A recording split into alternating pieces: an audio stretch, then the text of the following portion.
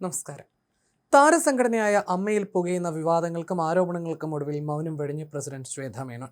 തന്റെ നിരപരാധിത്വം തെളിയിക്കാതെ ഇനി സംഘടനയിൽ നിന്ന് പടിയിറങ്ങില്ലെന്നും അമ്മയെ ചില താല്പര്യക്കാർ ചേർന്ന് ഹൈജാക്ക് ചെയ്യാൻ ശ്രമിക്കുകയാണെന്നും ശ്വേത മേനോൻ തന്റെ സോഷ്യൽ മീഡിയയിൽ പങ്കുവച്ച കുറിപ്പിലൂടെ തുറന്നടിച്ചു. സംഘടനയെ അനാഥമാക്കിയെന്നും വഞ്ചിച്ചുവെന്നുമുള്ള ആരോപണങ്ങൾ പൂർണ്ണമായും തള്ളിയ അവർ ഇപ്പോഴുണ്ടായ അഡ്ഹോക് കമ്മിറ്റിക്ക് യാതൊരു നിയമസാധ്യതയും ഇല്ലെന്നും വ്യക്തമാക്കി. സംഘടനയുടെ നന്മയെ കരുതിയാണ് ഇത്രയും ദിവസം താൻ മൗനം പാലിച്ചതെന്നും ശ്വേത മേനോൻ പറഞ്ഞു. എന്നാൽ തന്റെ വ്യക്തിത്വത്തെയും അന്തസ്സിനെയും തുടർച്ചയായി ലക്ഷ്യമിടുകയും തകർക്കാൻ ശ്രമിക്കുകയും ചെയ്യുന്ന സാഹചര്യത്തിലാണ് ഇപ്പോൾ പ്രതികരണവുമായി രംഗത്ത് വന്നത്. കഴിഞ്ഞ ജൂൺ 21 നടന്ന അമ്മയുടെ വാർഷിക ജനറൽ ബോഡി യോഗത്തിൽ എക്സിക്യൂട്ടീവ് കമ്മിറ്റിയെ നിർബന്ധിപ്പിച്ച് രാജിവെപ്പിക്കുക എന്ന് മുൻകൂട്ടി തയ്യാറാക്കിയ അജണ്ടയുമായിട്ടാണ് 10-15 അംഗങ്ങൾ എത്തിയതെന്നും ശ്വേത മേനോൻ ആരോപിക്കുന്നു. കമ്മിറ്റിക്കെതിരെ അടിസ്ഥാനരഹിതമായ നിരവധി ആരോപണങ്ങൾ അടങ്ങിയ മുൻകൂട്ടി പ്രിന്റ് ചെയ്ത ഒരു പ്രമേയം ഇവർ യോഗത്തിൽ വിതരണം ചെയ്തു. എന്നാൽ ഈ ആരോപണങ്ങൾക്കെല്ലാം കൃത്യമായ നിയമപരവും വസ്തുതാപരവുമായ മറുപടി തങ്ങളുടെ കമ്മിറ്റിയുടെ പക്കൽ ഉണ്ടായിരുന്നുവെന്ന് അവർ വ്യക്തമാക്കി. ഈ പ്രമേയം തനിക്ക് കൈമാറിയെങ്കിലും അമ്മയുടെ ബൈലോ ആർട്ടിക്കിൾ പ്രകാരം അത് പാസ്സായിട്ടില്ല. അന്ന് യോഗത്തിൽ ഹാജരായിരുന്ന 243 അംഗങ്ങളിൽ 2 ഭൂരിപക്ഷത്തിന്റെ പിന്തുണ ലഭിക്കാത്തതിനാൽ ഈ പ്രമേയത്തിന് യാതൊരുവിധ നിയമബലവുമില്ലെന്നും ശ്വേത മേനോൻ ചൂണ്ടിക്കാട്ടി. നിലവിലെ അഡ്ഹോക് കമ്മിറ്റി ജനറൽ ബോഡിയുടെ തീരുമാനപ്രകാരമാണ് വന്നതെന്ന വാദത്തെ ശ്വേത മേനോൻ ചോദ്യം ചെയ്തു. ബൈലോ മുൻനിർത്തി അവർ പ്രധാനമായും 2 ചോദ്യങ്ങളാണ് ഉന്നയിക്കുന്നത്.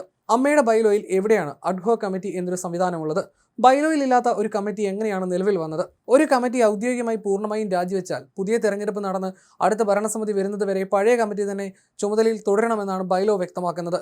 മുൻപ് മോഹൻലാൽ കമ്മിറ്റി രാജിവെച്ചപ്പോഴും ഇതേ നിലപാടാണ് സ്വീകരിച്ചത്. അങ്ങനെയെങ്കിൽ തങ്ങളുടെ കമ്മിറ്റിയോട് മാത്രം എന്തുകൊണ്ടാണ് ഈ വിവേചനം കാണിക്കുന്നതെന്ന് ശ്വേത ചോദിക്കുന്നു. നിയമപ്രകാരം അടുത്ത തിരഞ്ഞെടുപ്പ് വരെ തങ്ങളുടെ കമ്മിറ്റിക്ക് മാത്രമാണ് അധികാരമുള്ളതെന്നും അഡ്ഹോക് കമ്മിറ്റി എന്ന് അവകാശപ്പെടുന്നവർ അംഗങ്ങളെ തെറ്റിദ്ധരിപ്പിക്കുകയാണെന്നും അവർ കൂട്ടിച്ചേർത്തു. അമ്മ ഒരു ചാരിറ്റി സംഘടനയാണെന്നും ഇതിലൂടെ ഒട്ടനവധി പേർക്ക് സഹായം ലഭിക്കുന്നുണ്ടെന്നും ശ്വേത മേനോൻ ഓർമ്മിപ്പിച്ചു. ജനറൽ ബോഡി യോഗത്തിന് ശേഷവും സംഘടനയുടെ ഒരൊറ്റ പ്രവർത്തനത്തിലും വീഴ്ച വരുത്തിയിട്ടില്ല. ജൂലൈ 1 നൽകേണ്ട കൈനീട്ടം അംഗങ്ങൾക്ക് കൃത്യമായി എത്തിച്ചിട്ടുണ്ട്. സഞ്ജീവനി പദ്ധതി, മെഡിക്കൽ ഇൻഷുറൻസ് എന്നിവയെല്ലാം കൃത്യമായി മുന്നോട്ട് പോകുന്നുണ്ടെന്നും അവർ അറിയിച്ചു. തന്റെ മൗനം മുതലെടുത്ത് കുറ്റാരോപിതരായ ചില താല്പര്യക്കാർ അമ്മയിലെ അംഗങ്ങളെ തെറ്റിദ്ധരിപ്പിച്ച് സംഘടനയെ കൈപ്പിടിയിൽ ഒതുക്കാൻ ശ്രമിക്കുകയാണ്. അതിനാരെയും അനുവദിക്കില്ലെന്ന് ഉറപ്പിച്ചു പറഞ്ഞുകൊണ്ടാണ് ശ്വേത തന്റെ കുറിപ്പ് അവസാനിപ്പിക്കുന്നത്. അതേസമയം സംഘടനയുടെ ക്യാമ്പയിനുകളുമായി ബന്ധപ്പെട്ട് ഉയർന്ന സാമ്പത്തിക ഫണ്ട് ക്രമക്കേട് ആരോപണങ്ങളും അതിനെ തുടർന്ന് ഭരണസമിതിക്കെതിരെ ഉയർന്ന അവിശ്വാസ പ്രമേയവുമാണ് ജനറൽ ബോഡിയിൽ കനത്ത തർക്കങ്ങൾക്ക് വഴിവെച്ചത്. ആകെ 204 അംഗങ്ങളുള്ള ജനറൽ ബോഡിയിൽ 101 പേർ ഒപ്പിട്ട അവിശ്വാസ പ്രമേയം പാസ്സാക്കിയതോടെയാണ് എക്സിക്യൂട്ടീവ് കമ്മിറ്റി ഒന്നടക്കം രാജിവെക്കാൻ നിർബന്ധിതമായത്. തുടർന്ന് ശ്വേത മേനോൻ താൻ പദവി ഒഴിഞ്ഞതായും സംഘടനയിൽ അംഗത്വം പോലും രാജിവെക്കാൻ ഒരുങ്ങുന്നതായും വാർത്തകളെത്തിയിരുന്നു. എന്നാൽ ശ്വേതയുടെ പ്രതികരണത്തോടെ ഇത്തരം അഭ്യൂഹങ്ങൾ അവസാനിച്ചിരിക്കുകയാണ്. അതേസമയം ശ്വേത മേനോനടക്കമുള്ള ഭരണസമിതി അംഗങ്ങൾ ഇതുവരെ രാജിക്കത്ത് നൽകിയിട്ടില്ലെന്ന് അഡ്ഹോക് കമ്മിറ്റി അധ്യക്ഷനായ രമേശ് പിഷാരടി നേരത്തെ വ്യക്തമാക്കിയിരുന്നു. കൊച്ചിയിൽ യോഗത്തിന് ശേഷം പ്രതികരിക്കുമ്പോഴായിരുന്നു പിഷാരടിയുടെ ഈ വാക്കുകൾ. കമ്മിറ്റി അംഗമായ KB ഗണേഷ് കുമാറും ഇതേക്കുറിച്ച് മാധ്യമങ്ങളോട് പ്രതികരിച്ചിരുന്നു.